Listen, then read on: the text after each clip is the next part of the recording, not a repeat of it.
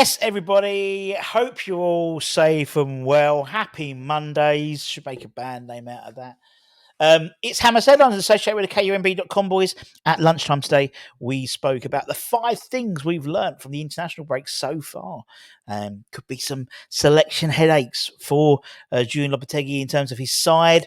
A few ideas that players have done with their international teams, which maybe could be a blueprint for things to come, particularly the striker options. So go back and check that out and let me know what you think. And also sort of talking about Areola.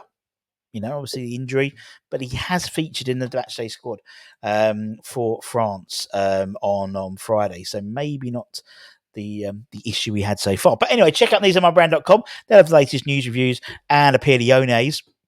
While I've got ya, don't forget to talk about our channel partners, Alloy Collectors. Alloy Collectors have got available now the 1965 metal shirt.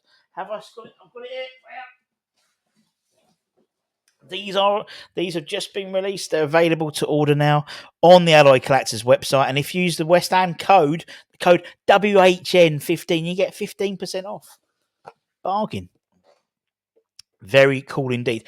I could see this, right? It comes in a little presentation box, but I could see someone in their man cave almost like having the formation of the 65 side. You put the numbers on the back. I know. Have they got the letter? Obviously, they didn't come with names anyway, but you could do potentially, I suppose. But anyway, good little gift, particularly for like birthday, Christmas, little Christmas presents. There's going to be a load more, obviously, of this season strip as well. And a lot more of the retro shirts coming out, which I think people are going to dig more. So check them out, Alloy Collectors. God bless them. So let's get into it and let's talk about player rumours, shall we? Let's talk about player rumours. And if I put the right thing on, there we go. Hello. So obviously the transfer window is shut. We're still looking at bringing in maybe 1, maybe 2 free transfers. John Egan. Matip, there's a couple of others, Turkish, Yusefi, we've been linked to as well. But according to several reports, West Ham have been making regular checks on Swansea City midfielder Azim Adouale. And it was reported over the weekend, particularly Friday and Saturday particularly, that several Premier League clubs, including the Hammers and Bournemouth, are keeping tabs on the 21-year-old, who is described as a star in the making and the next Jude Bellingham. I have him. The Swansea City side are well aware of top-flight interest in their midfielder.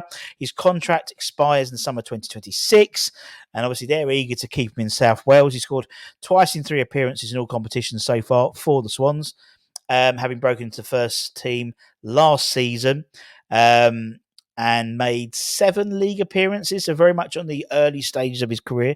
21-year-old doesn't have a lot of first-team experience, but he's shown in the early stages of his professional career now that he could be a driving force, and he's got a goal in him as well, which is quite useful, even when he's been introduced on the bench as well. So it's interesting to see. We're already looking at this is just part of being sensible. This is part of being a properly run recruitment setup, in that we're now looking at the next ones. So who's gonna take the next step, and Azim could be it. There's no doubt there's going to be lots of clubs interested in him. He's at Swansea, he's at Championship club, high profile, so he's going to continually be in the eye line. At the moment, the value, that's just according to transfer market.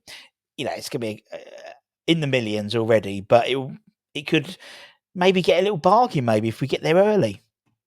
But would it be in January? That's the question. Now, according to our friend Sean Wheatston, we could have a couple of smaller transfer sort of windows in the winter and the next summer, potentially without selling players on in terms of major investment. So West Ham's net spend over the summer of £122 million, with 40% of sales outbound, left a net spend of £82 million spent, which will mean there would be limited funds in January, as also next summer, because £34 million of that is committed for the signing of Jean-Claire Todibo. We'll talk about in a minute after, when his obligation to buy kicks in. We'll talk about it. It's worth noting also that the final agreement that brought Carlos Soler to from PSG was a loan deal.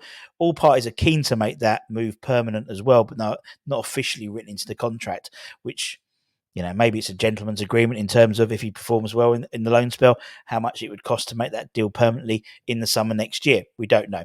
But anyway, that would reduce any further transfer activity.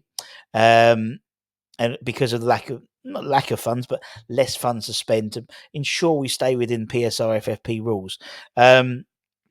Obviously, we still got clarity with Lucas Paqueta situation, and the idea is that the hearing is expected to be resolved before the next transfer window, i.e. in January. So sort of that's when it's going to be, the hearing's going to be. So then we'll know what potentially we need to do in January. If he is found guilty and subsequently banned, we would need to maybe look at bringing in a replacement. Now, we might not need to, because actually what we've got at the moment is, I genuinely believe that part and parcel of what we were doing in the summer was almost on the pretense that we wouldn't have Lucas Paqueta. So things like Luis Guilherme, for example. He's someone who's not featured yet. Somerville hasn't really featured yet. So if it's a case where we do lose Lucas, then for me, Kudus moves into a 10 role. Somerville goes onto the left. Bowen goes onto the right. Luis Guilherme is the backup. Maybe you might be one light, potentially, and maybe bring in a younger player. But then, you've got the option of, I don't know if we can bring back George Earthy, but obviously he'd be available next summer. Obviously, he's on a season on loan with Bristol City. You've got Freddie Potts there for the CDM role, which means you could, we've got enough cover there. So still have Thomas Souček running about as well, despite a very poor performance for the Czech Republic in their 4-1 defeat against Georgia. We spoke about that in lunchtime. But clearly there's, if... And conversely, if the player's cleared, then, it could mean that we could plan for the future with Lucas or benefit from a potential transfer out if he's sold. I no doubt if he's cleared, Man City will come calling. I don't know how his transfer relegation clause, or not relegation, his release clause is affected, because it was meant to come into effect last summer, or this summer's just gone. But with the court case over, obviously no one was going to touch him a badge, apart from Corinthians around me wanting to have like a bag of chips and a Mars bar by the sounds of it, in the bus fare home.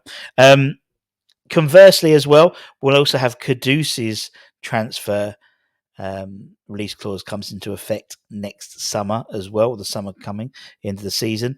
And the way he starts this season, it will not be... there'll be a host of a line of potential suitors coming to the table next summer for his signing. Which, if he was sold, then Luis Guilherme is his replacement. That's what he's been bought for, I perceive, and then that would free up funds to then spend in the summer next year. It's what we expected. It's what we expected. This was needed. We needed a lot of bodies in. We needed a bit of movement. 13 players have gone out, including 4 on loan, not including the academy players. And we've brought in 9, could be 10. But it's worth noting that I think the flip side is, what will be interesting, if we have a good season, I mean getting back into Europe this season, at the end of this season, what effect that has on going forward. Because that to me is a really important, because if that's the case, next summer is about building a squad capable of competing in the Premier League and in Europe as well. So it's like tier 2, but we'll wait and see. And finally, let's talk about Jean-Claire Todibo. Obviously, we signed him on a deal which was a loan with obligation to spend if a number of parameters were met. Now, according to Fabrizio Romano, he says that Todibo is close to activating the buy clause in the lead in his loan deal, and he's claiming it will 100% happen. Obviously, we did it. It was a clever move by us in terms of obligation. because it means we wouldn't have to commit to the initial outlay this year. Obviously, there's a loan fee attached, I imagine, but then it's spread across the next 5 years after this year. So it's not necessarily a case where we have to start paying the fee now. It's in the summer, so it's a way of getting around the Premier League's rule of 5 years. It has to be paid in, whereas previously Chelsea put players on 7-8 year contracts to spread the payment. But he was quoted on Twitter saying the obligation to buy out clause is 40 million euros, and it's very easy to reach, almost guaranteed. It'll be triggered soon as he can be considered as a West Ham player. It's believed to be five West Ham first team starts, I believe. Whether it's in the Premier League or whether it's including the cup competitions, I don't know, but 5, which is next to nothing. Obviously, the flip side, as we said before, is that means next summer's budget will be smaller due to the nature of this deal, but it's something the recruitment team are well aware of. It's been planned, so it shouldn't be a massive issue. And I hope with a couple of weeks training that he's had, to be fair, he was clearly not match fit when he played against Bournemouth. Some glimpses of what we could do, particularly when he came on the sub appearance before. But clearly there's a fitness. He didn't really do much pre-season, so he's a little bit behind the curve. But I think we'll see a very good player on there eventually. And that's it, my friends. Thank you very, very much for your time. Won't be an academy. Oh, press one button. Won't be an academy show this week because there's been no academy football as it's the international break. We spoke about the players that already last week in terms of the guys, the young Lions. My boy Edges Golombekis, he made his debut for the under-18s, England under-18s, despite being a Lithuanian youth international and stuff like that. And although there was some criticism I saw about Callum Marshall's performance in Northern Ireland's game last week, so saying it was a bit lackluster. So anyway, take care, stay safe, stay warm, stay humble, keep the faith, my friends, and I'll see you guys bloody soon. Much love.